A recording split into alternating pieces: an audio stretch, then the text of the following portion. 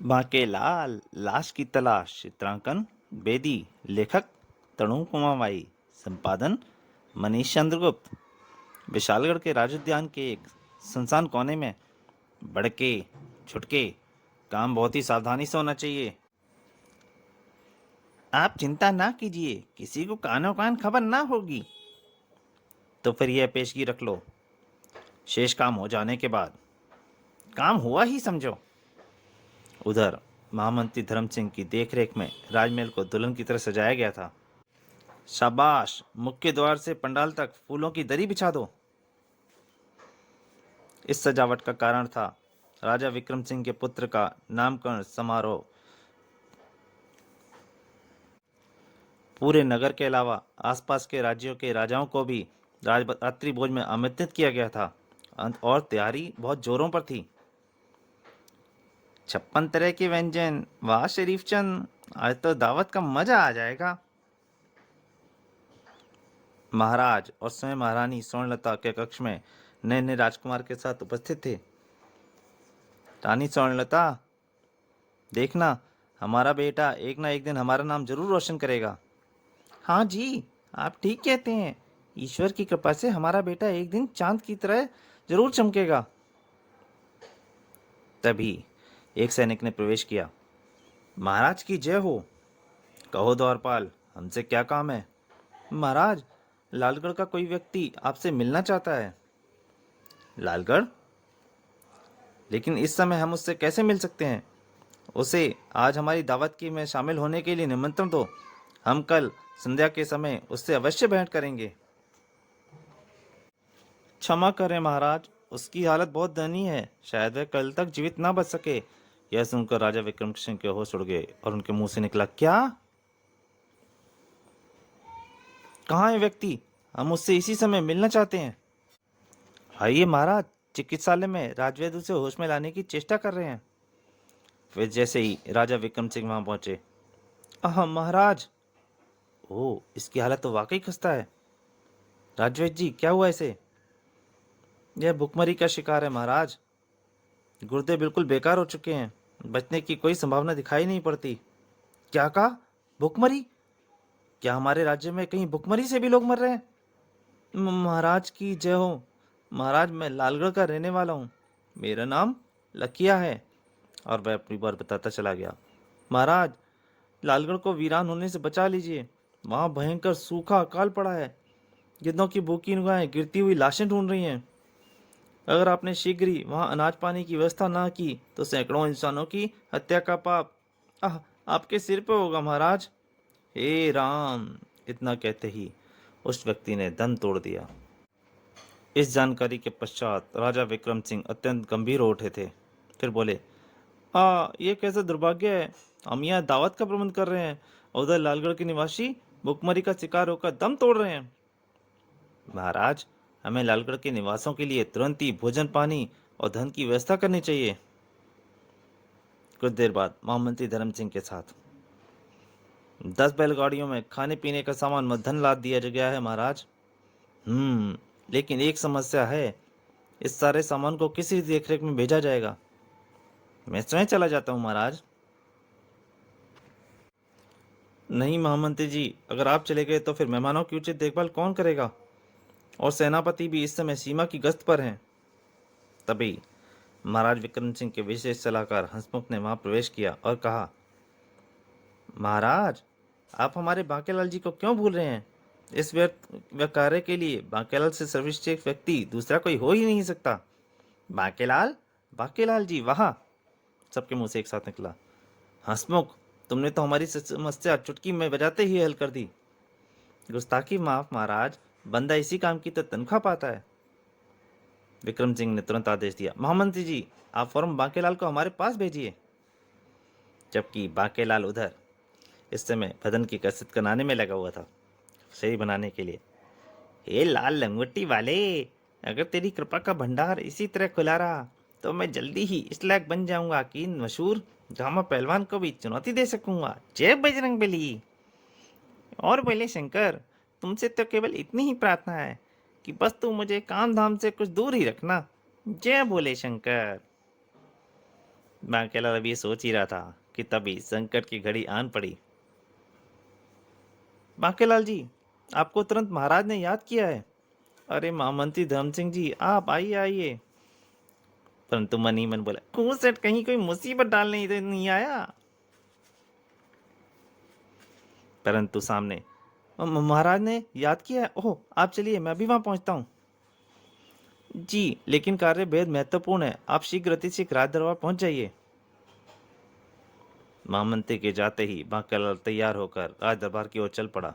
और राज दरबार में समझ में नहीं आता कि ये सारे महत्वपूर्ण काम मेरे लिए ही सिर के ऊपर डाल दिए जाते हैं। ना जाने ऐज कैसा कार्य होगा जो महाराज को मुझसे। तभी ओ, मेरा बांकेलाल आ रहा है। राजा विक्रम सिंह के सामने पहुंचकर बांकेलाल ने उन्हें प्रणाम किया। प्रणाम का उत्तर देते विक्रम सिंह बोले, बांकेलाल, तुम्हें इसी समय अनाज, जल, फल व धन से लदी 10 बैलगाड़ियां लेकर लालगढ़ जाना है और भूखमरी के शिकार लालगढ़ के निवासियों के लिए राहत शिविर स्थापित करना है। 10 सैनिक तुम्हारी मदद के लिए तुम्हारे साथ जाएंगे। 10 सैनिक? बुरे फंसे, महाराज का हुक्म तो टाला भी नहीं जा सकता, लेकिन अचानक कुछ सोचकर बांकेलाल कह उठा, महाराज, आपको तो पता ही है कि मैं अपना कार्य अकेले ही करता हूँ, इसलिए अगर आप लालगढ़ मुझे अकेले ही 10 बैलगाड़ियां लेकर जाने दें तो बड़ी कृपा होगी। हमें तुम पर नाज है बांकेलाल, तुम शीघ्र ही रवाना हो जाओ। जो आ गया महाराज। और फिर कुछ ही देर बाद, मैंने सारी बैलगाड़ियों को एक दूसरे के पीछे बांध दिया है। अब जहाँ पहली बैलगाड़ी जाएगी वहीं बाकी की 9 भी जाएंगी। वाह, ईश्वर तुम्हारी यात्रा सफल करे। इस प्रकार बांकेलाल लालगढ़ की ओर चल पड़ा। वाह, ये हुई ना कोई अक्लमंदी की बात। बड़े दिनों से महल में पड़ा पड़ा ऊब रहा था। अब कुछ दिन किसी दूसरे नगर में चैन की बंसी बजाऊंगा। लालगढ़ वासियों को मरने दो भुखमरी से, हूँ, मेरी बला से। बांकेलाल मन ही मन सोच के खुश हो रहा था। और उधर लालगढ़ वासियों की हालत सचमुच ही खराब थी। वहां चारों ओर भुखमरी फैली हुई थी। हे भगवान, हम पर रहम कर, बरसा दे रिमझिम सावन की झड़ी, या फिर इसी पल हमें दे दे मौत। भूखे प्यासे और बर्दाश्त नहीं होती। लगता है हम सब एक दिन तड़प तड़प कर ऐसे ही मर जाएंगे। पानी, पानी। तभी, हौसला रखो भाइयों, लखिया हमारा संदेश विशालगढ़ तक अवश्य पहुंचा देगा और महाराज हमारी मदद के लिए कुछ न कुछ उपाय अवश्य करेंगे। लेकिन किस दौर और यूं ही बीत गए तो लालगढ़ के निवासियों की हालत और खराब हो गई थी।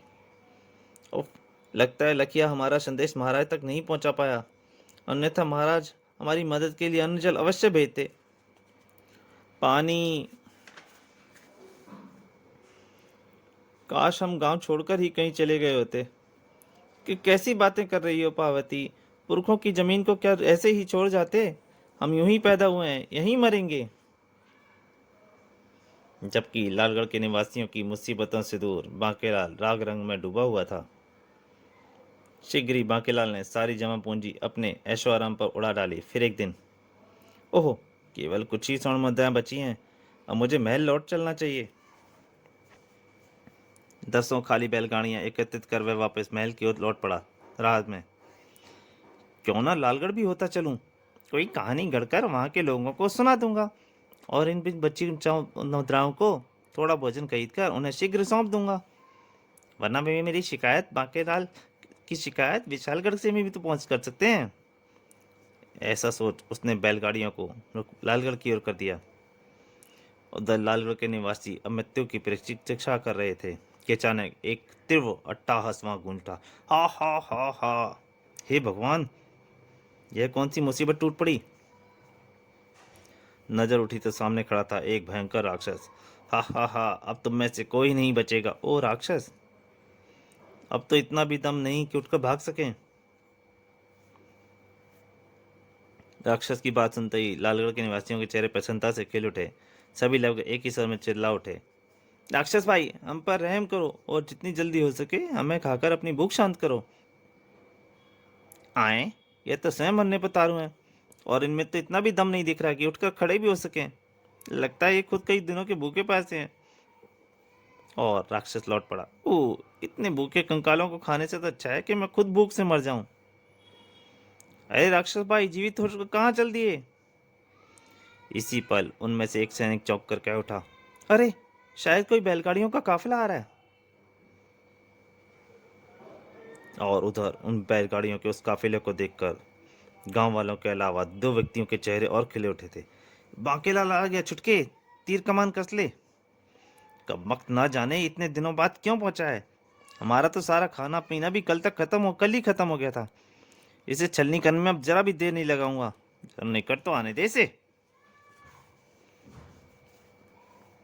उधर बांकेलाल के निकट पहुंचते ही उसे चारों ओर से लोगों ने घेर लिया।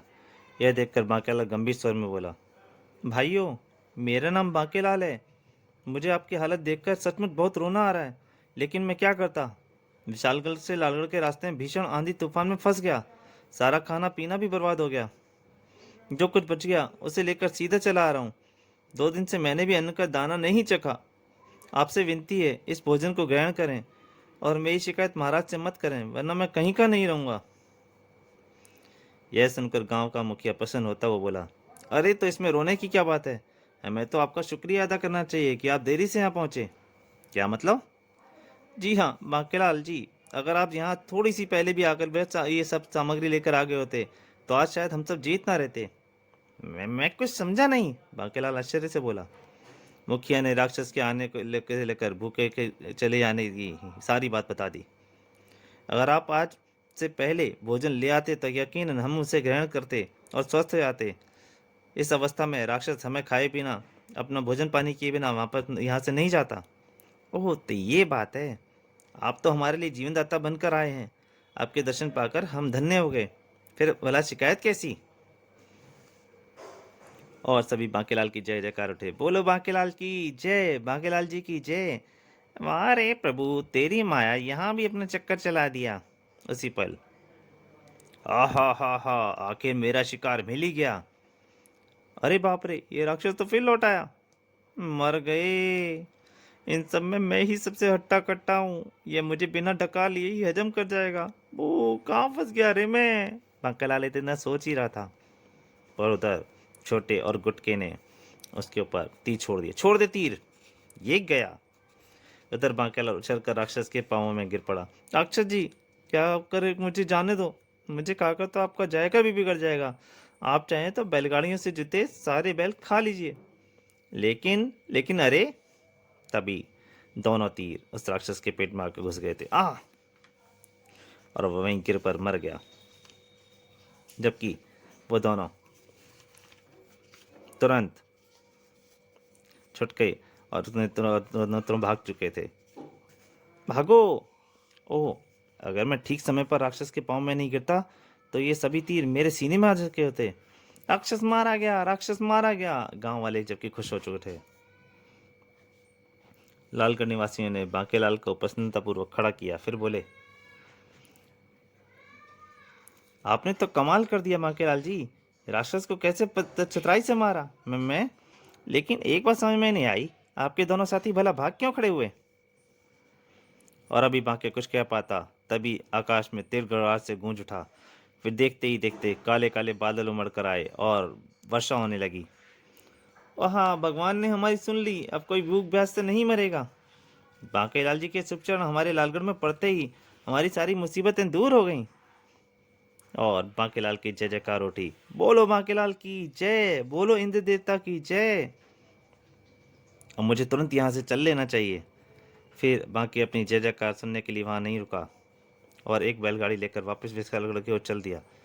आखिर वो ठिगना और लंबा व्यक्ति कौन था जिन्होंने मेरी जान लेना चाहते थे। बांकेलाल का ध्यान सिर्फ उसी तरफ लगा हुआ था। लेकिन जब बांकेलाल महल पहुंचा, अरे बांकेलाल जी, आप लौट आए।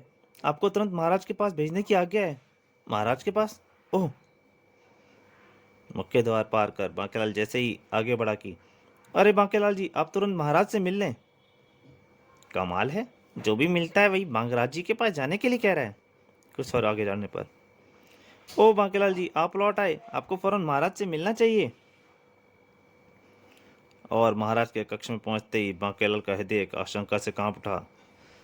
बांकेलाल, उफ, कहीं महाराज को मेरी लालगढ़ वाली कारगुजारी का पता तो नहीं चल गया। बांकेलाल, कहाँ चले गए थे तुम नहीं जानते तुम्हारे पीछे यहाँ क्या क्या घट गया है।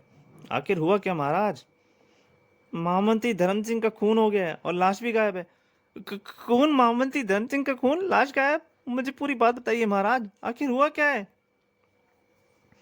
सुनो, यह उसी दिन की बात है जिस दिन तुम लालगढ़ रवाना हुए। महामंत्री धर्म सिंह मेहमानों का आभगत में लगे हुए थे। उधर मेहमानों के लिए भोजन तैयार हो रहा था, जिसकी पूरी जिम्मेदारी प्रधान रसोइये शरीफ चंद के ऊपर थी। जरा जल्दी जल्दी हाथ चलाओ, सभी मेहमानों के आने तक सारे व्यंजन तैयार हो जाने चाहिए। तभी